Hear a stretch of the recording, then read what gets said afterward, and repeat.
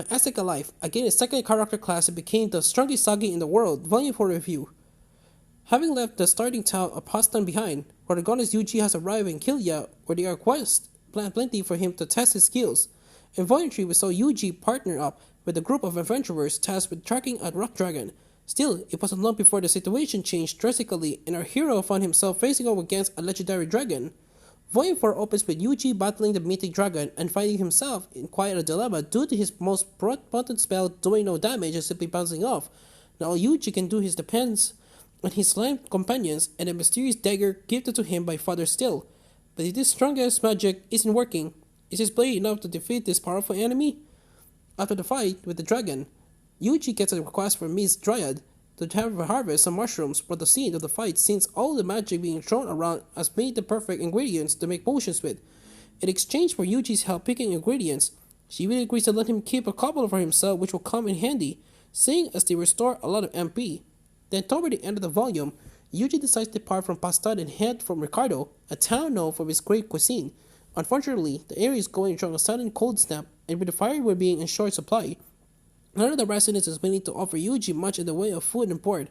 But for Asagi, with so many capable science by his side, perhaps there is some way for our hero resolves the issues Ricardo faces.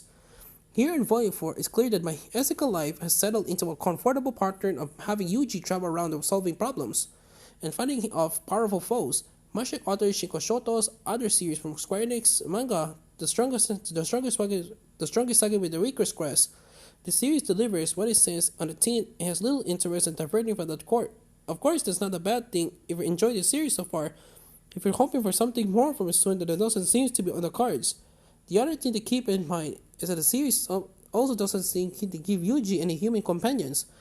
As he met in Volume 3, his parting ways with us in this volume, continuing with just the Slimes and Proud Wolf as his side.